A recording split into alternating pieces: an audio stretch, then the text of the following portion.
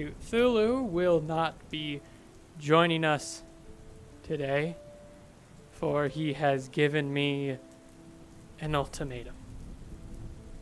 December approached quicker than I had anticipated, and the consequences of my lack of action led to an altercation between myself and my eldritch roommate.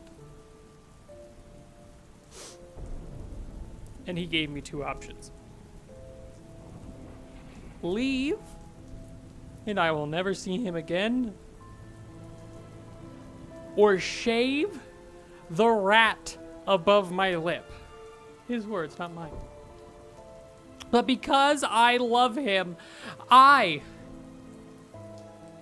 will give in to his needs. Okay, this is the stupidest bit. I'm sorry, November is over. This fucking sucks. I'm gonna go get rid of it. I am free. I am free from my bonds. The bonds of prepubescent facial hair. I don't have to fucking look at myself in the mirror anymore. November is done, and I will not ever do that again until I can actually grow true facial hair. I grew more than I thought I was going to, but oh boy, did it still look like that. Hello, and thank you for coming back to another video. I would like to weave you a story. Before my love of Resident Evil, there was another. A black sheep, if you will. Someone I loved long before I loved Resident Evil, only to then discover that everything I loved about them, they had stolen from Resident Evil. That's all obviously hyperbole because we're talking about Dead Space today. Dead Space has been one of my favorite video game franchises forever. I love Dead Space so much. And originally this video was going to be talking about all 3 games in the franchise because I had never played Dead Space 3 until recently. And then I played Dead Space 3 and I realized I don't want to talk about it. So I'm going to talk about my favorite game in the series. One of my favorite games of all time. Until Resident Evil 7, I called this game my favorite game ever. Obviously, we're talking about Dead Space 2. Dead Space 2 is one of the best sequels ever made. I replayed Dead Space 2 for footage for this video because I wanted to go in and I wanted to do all the stuff that I hadn't been able to do, mostly beat the hardcore mode. But I wanted to go in and do all these things that I hadn't done before, and it holds up, y'all. It is still a phenomenal game. And I would like to tell you why I love Dead Space so much and why I think Dead Space 2 is one of the greatest sequels ever made.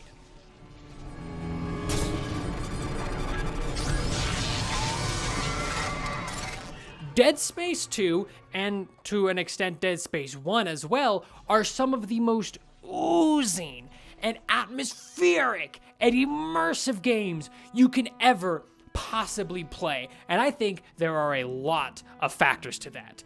Let's talk about what makes Dead Space 2 so atmospheric and so special, starting with the one-take camera. Now, if you saw my God of War video, you would know that God of War 2018 was all one camera.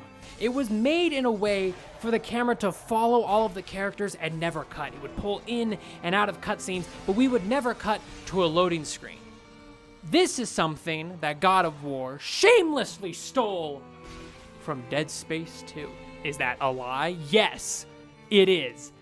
But Dead Space 2 did the whole, one camera, no cut thing. Fucking, what is that, 8 years before before God of War? So, that's pretty impressive. It's really impressive. Obviously, they cheat a little bit when they do it, but for all intents and purposes, Dead Space 2 has a one-take camera. Everything is done in one take, and something that I think Dead Space 2 does far better than God of War 2018 is the fact that everything in the game, from health bars to ammo to all of the UI elements, your inventory, everything is built narratively into the world. It is all immersive. It is something that takes place in the world. When you open up your inventory, Isaac steps over and he opens up a thing, like a hologram. He starts flipping through it, and a really cool detail is when you're looking through the menu, Isaac looks where your icon is pointing in the inventory. Like, he is looking at all of his stuff as much as we are looking at it. His health is smacked straight on his back. His ammo is always displayed above his weapons. It is such an immersive thing, and it is something that Dead Space is known for at this point, but I think it's also something that we take for granted, because the fact that Dead Space can build everything that a video game needs to tell its players narratively into the world, into the immersion, into the world building of the game, that is very impressive. And for a survival horror game, it really helps sets the tone, because when you're talking to characters, they'll either page in on you on a hologram, or they'll talk to you, and sometimes they'll page in with a hologram and talk to you at the same time. There's a moment where you're talking to Ellie, and she's talking to you on a hologram, and the power goes out, and you lose your comm with Ellie, but she's up in a balcony. You can still see her, she's talking to you, and you can still have this conversation. Stuff like that really helps build the immersion of Dead Space, and it is something that is so... The world building of Dead Space 2 is really something to behold. The immersion you feel when you play the game makes you feel terrified.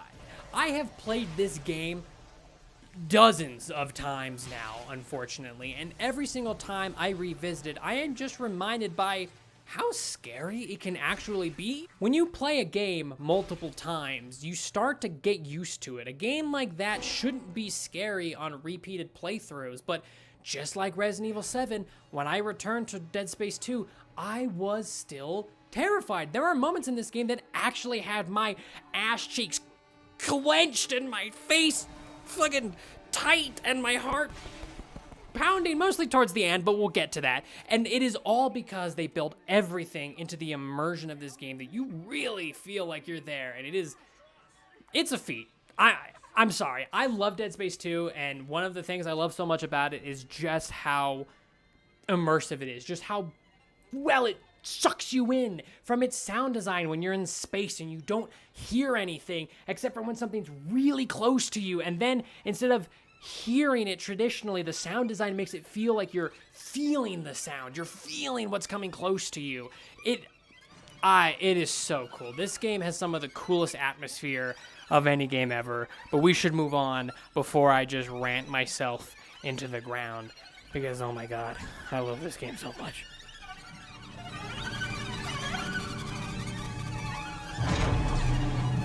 What makes a good sequel? Well, allow me to be a nerd and quote a fellow YouTuber whom I love dearly. Shefferillis Productions says that a good sequel has 4 distinct elements. 1, it expands the universe. 2, it continues the story established by the first one. 3, it expands the themes from the first one and or introduces new ones that fit thematically into the world. And 4, it leaves an impact on the franchise. Now, in context, Shefferillis was talking about movies, but I think a lot of these 4 elements can fit towards video games as well, and oh boy, does Dead Space do them all very well.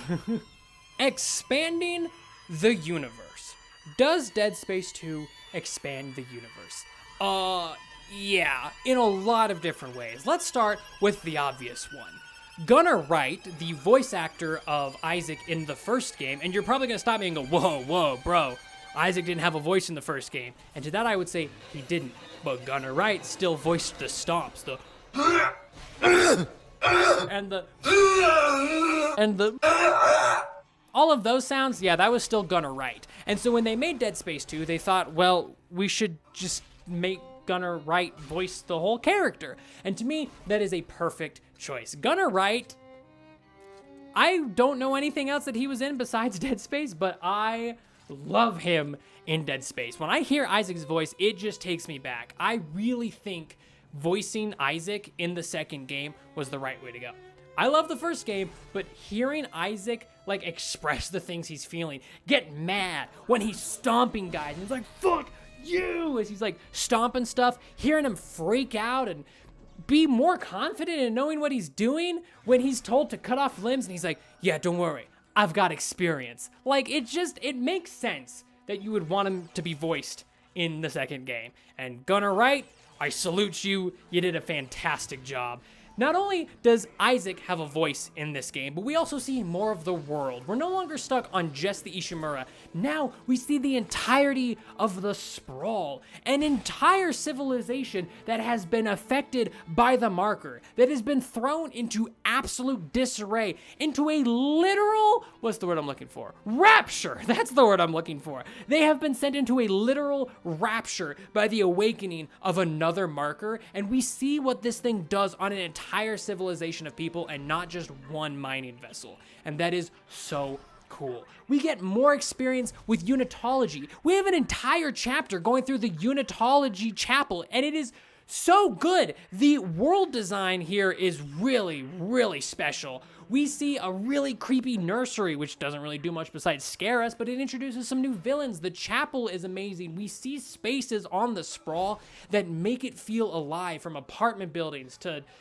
fucking chapels to nurseries. What are some other cool places we go to? A fucking gravity gun that shoots you into the fucking space. This world feels real. And it is because we are not stuck on one mining vessel. We have an entire civilization of people that have just died. And we're gonna explore that. Anyway, it's really good. Number 2 continues the story. Does Dead Space 2 continue the story? Yeah, we see more of how the marker affects other people besides Isaac. We see how the marker affects specifically Isaac. We see Nicole torturing him through visions of the marker. We see Ellie and her interaction with Isaac. We see how the effects on the Ishimura has affected Isaac. There is a lot here that expands what we established in the first game, and I think that's really impressive. Number 3, expanding the themes of the first one and or introducing new ones. Does this game do that?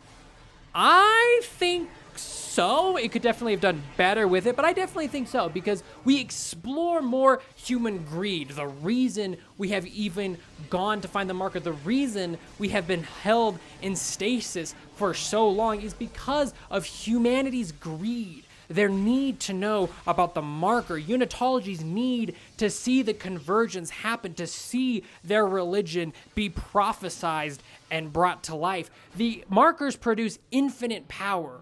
People want that, even though it kind of kills everybody. Tideman still wants to do it. He thinks he can contain it.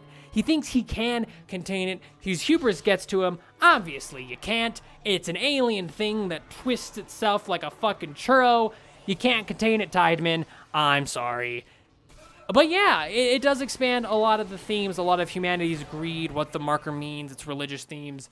I think it's pretty good. Number 4, does Dead Space 2 leave an impact on the franchise? I would like to tell you a bit of an anecdote, because when I replayed the first game, there were a lot of things that apparently were only introduced in the second game that I didn't realize when playing the first game.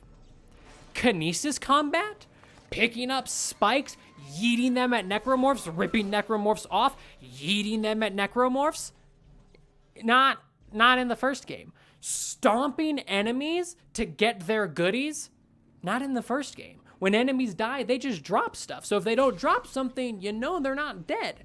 Dead Space 2, however, you need to stomp the body to break it up before you can collect your items, which means that you are more likely to fall into a jump scare or you're more likely to fall into a corpse tricking you, because you have to go towards it. You have to go and stomp on them. These aren't things in the first game, and I thought they were. I think that is proof enough that this game leaves an impact on the franchise. Not just from a gameplay perspective, but from a story perspective. Well, we'll come back to that. Now, those are all 4 things that Shaffarilla says make a good sequel. But I would like to add a 5th one, specific to Dead Space. You could say it's specific to video games in general, but I think Dead Space does something really special that I love, especially in a horror game. Dead Space 2 uses your knowledge of Dead Space 1 against you, and it is fantastic. Take For example, the mission, spoilers, this game is like 13 years old, so if you've never played it, I don't know why you're watching this video, but just like spoilers, I guess. Take, for instance, the mission where Isaac has to return to the Ishimura. This is a very obvious example, but this mission, to me personally at least, does not feel like a reference. It does not feel like, hey guys, it's the Ishimura, remember the first game? No, they knew what they were doing. They dangled the Ishimura above your head and was like, oh, it's the Ishimura. The developers at Visceral Games looked at the Ishimura and said, if we are going to return here, how do we do it? And oh boy, did they do it. This level uses everything that you remember from Dead Space 1 against you. Every time there was a jump scare in Dead Space 1, you go into that area thinking there's gonna be a jump scare in Dead Space 2, and it never happens. You spend like 10 minutes in the Ishimura before you ever see an enemy, and they have sanitized everything. Everything is draped in this white tarp. Everything has been cleaned and organized. It's no longer the crime scene we remember from the first game. It has been sanitized thoroughly, and it fits the tone perfectly because there's no jump scares, there's no enemies. It's just Isaac and your memories of the first game. Until, of course, a giant brute busts out of the ground, and then, of course, oh boy, do they fuck you over even more. Because your time spent on the Ishimura is fantastic. You fight brutes. They fucking throw everything at you. The tunnel, the hallway fight is so stressful. 2 brutes, an impregnated, fucking big boys, small boys, baby boys, everyone. They are just throwing it at you, and you have to hack your way through, get onto an elevator, and fucking hope to God you don't die. And when I was playing this on hardcore mode, oh my God, I wanted to die. Visceral, what the fuck? Why did you have to make this part so fucking hard, Visceral? And to top it all off, you leave the Ishimura, not by returning to the sprawl normally. No, where's the fun in that?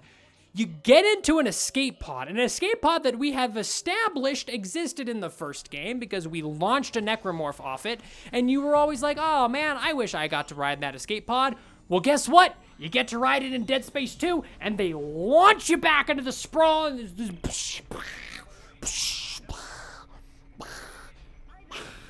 Look, I love Dead Space 2. I think Dead Space 2 is a fantastic game, and I know a lot of people think that Dead Space 2 is far more action-oriented than Dead Space 1, and to an extent, I absolutely agree. But I don't think that makes it any less of a horror game, and in fact, I think Dead Space 2 at times can be scarier than Dead Space 1, which is kind of a hot take. But sorry, I love Dead Space 2, and I think it is the perfect sequel. But with that said, we should move on to Chapter 3. I feel like it's time I finally address the elephant in the room. Leaving an impact on the franchise, Shefferillis says. Yeah, I think Dead Space 2 leaves an impact on the franchise, because if there is anything that anyone ever remembers about Dead Space 2, it's the goddamn needle scene. Visceral, you sick bastards. What the fuck were you thinking when you fucking animated this, when you wrote it? At every step of the way, you looked at this and went, yes, that's what we want to put in the game, and we're gonna keep it, and god damn it, do I respect you for it. Dead Space 2 has one of the nuttiest endings ever, and it all starts with that fucking needle. Because if you fuck it up, yikes, don't fuck it up. But once you stab your pupil with that tiny little needle and you awaken the marker that is laid dormant in Isaac's brain, you think, wow, what's the end of this game gonna look like? And immediately they throw an ubermorph at you. If you don't know what an ubermorph is, it's this guy, but for Dead Space 2. Because they're the regenerators of Dead Space 2. Immediately, they throw an ubermorph at you, ask you to hack a terminal, and then you just run. And they throw everything at you. They are throwing every enemy you have seen in this game. They're just throwing them at you. And you better have enough ammo, and you better have enough health, because God forbid you're gonna use all of it, and you're just running. And Isaac's running. And it is such an adrenaline pumping finale. Seriously, I love it. Remember when I was talking about how my ass cheeks were clenched at certain parts of this game? Yeah, this is one of those parts. Even when I have played this game dozens of times, I still come back, and this part is a thrill ride. They are just throwing things at you, and you are on the fucking move. It's kind of fun. It's really cool. It is really the climax of the game, right? Obviously it is, because it's the last chapter of the game, but convergence has happened. There are moments where you look out onto the sprawl and you see the marker and you see thousands, if not millions, of necromorphs flying into the marker. Convergence has begun, and it is so gnarly. And then you get shot in the shoulder, and then you get shot in the hand by Tideman, and then you and Tideman and Isaac have a little bit of a tango, and then things don't work out very well for Tideman, and then you approach Nicole. And I would just like to say something real quick. Spoilers if you have not played Dead Space 2. But Isaac, I want to have a heart-to-heart with you real quick. Perhaps it's because my partner is still alive. Perhaps it's because I do not have an ancient alien energy beacon stuck in the back of my subconscious. Or maybe it's just because I have a little bit of self-preservation. But if my dead girlfriend were speaking to me from beyond the grave and telling me that the way I would be free was to help her, I don't necessarily know I would believe her. This is just a really roundabout way of saying, Isaac Clarke, you're a fucking dumbass. Obviously Nicole was gonna betray you because she's not Nicole. She's the marker. Spoiler alert, Nicole betrays Isaac. Obviously. The whole time, he thinks that he is benefiting Nicole. He thinks he's gonna do this thing and he's gonna erase the marker in his brain. He's gonna be a free man. No, dude, obviously, she's tricking you. He gets to the marker, he's released the blueprints in his mind, and she's like, thanks for doing that. Now I can kill you because you're the only other person left on this sprawl that can destroy me. So I'm gonna destroy you first. And it leads to, yes, unfortunately, a rather lackluster final boss fight, which is fine, but, dude, obviously she was gonna betray you, bro. I'm sorry. I'm sorry that this is what I'm talking about. It's obvious. It's so obvious. She's not your girlfriend. Your girlfriend died, bro. I'm sorry. I'm sorry. Anyways, after that boss fight, Isaac takes off his helmet. He falls to the ground. His eye is bleeding. He's had a hell of a fucking time. But alas, the game is over. Or is it? How I actually really landed on my foot wrong. Fuck. You see, about 20 minutes earlier in the game, Isaac basically pushed Ellie away. He put her on a spaceship and he sent her off because he didn't want to lose her like he lost Nicole. He was like, you're a friend that I've made, I've got to push you away. And then Dead Space 3 made it a romance and not just a friendship. Fine, whatever. I don't like Dead Space 3, whatever. But you think that that's the end of it. He pushes her away, and when Isaac drops to the ground at the end of the game, it starts to play the credits. And if you have never played Dead Space 2 before, you look at this and you legitimately go, wow, that sucks, man. Everything's collapsing in around you. You're about to die. Darn, doesn't that just fucking suck? And then, out of nowhere, here comes Ellie, and you have one last epic Iron Man moment where you fucking, when you fly into the spaceship and she catches you and you fucking get away. That's amazing. And then remember how I said that Dead Space 2 uses your knowledge of the first game against you? It does it again. The very last thing of the game is as it takes off his helmet and he brushes his beautiful, luxurious blonde hair that he definitely has, and he goes, wow, I did it. Wow, I survived the game. And he slowly turns and he slowly looks, and he looks at Ellie, and Ellie's like, what the fuck, what's the matter, man? And that's where the game ends. Because if you've played Dead Space 1, you know how Dead Space 1 ends. And the fact that they use that against you one last time, the very end of the game, they get real cheeky with it. I love it. I love Dead Space 2. so much. Thank you all for joining me today. The reason I made my Dead Space video on Today of All Days is because the Callisto Protocol drops today, a game which I have zero money for, so I will not Hi. today. Callisto Protocol came out, and oof! I am filming this the morning this video goes up because this is crazy. Apparently the game is unplayable on PC. Supposedly it runs butter smooth on PlayStation 5, but that doesn't fix the fact that a lot of the issues with this game are baked deep into its combat mechanics and unfortunate lack of story. So that kinda sucks. So perhaps I'll return to this one in a couple of months when a couple of patches roll out, but unfortunately you will not be seeing me play this game on stream anytime soon. Man, survival horror has had so many ups and downs over the course of it as a genre existing, and Dead Space 2 is truly one of the highlights to me. I think Dead Space 2 is a fantastic, fantastic game, and if you have never played it and you are a fan of single-player survival horror games, you owe it to yourself to play Dead Space 1 and then immediately play Dead Space 2. Because Dead Space 2, like I said, only works if you've played Dead Space 1. I think it is a better game only because it builds upon what Dead Space 1 created. And it is truly, truly a wonderful game. So please go check out Dead Space if you have it. And one last thing before I let you go. I work at a game shop down here in Denver called the Wizard's Chest. If you find yourself in the Denver area, please swing by. It is a wonderful, wonderful place. But you're probably asking yourself, why am I mentioning my outside job on my channel? And that is because the Wizard's Chest has a Twitch stream that I have helped run for the past several months. Twitch.com or twitch.tv/Wizard's Chest Denver.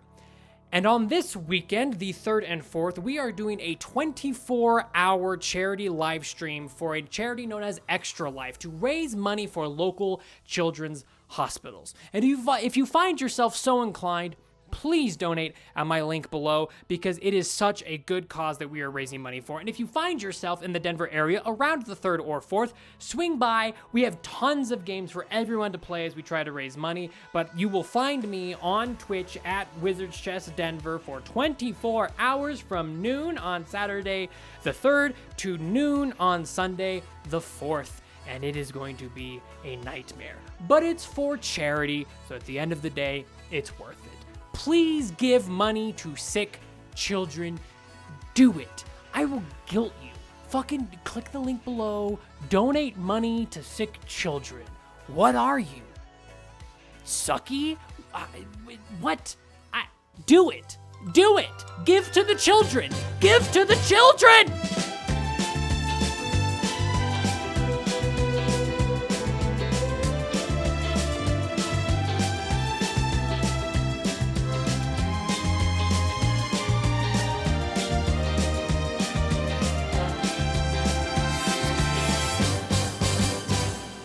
Thank you for editing my videos. You're the best, Dexter. I love you. Okay, bye. I'm going to keep filming.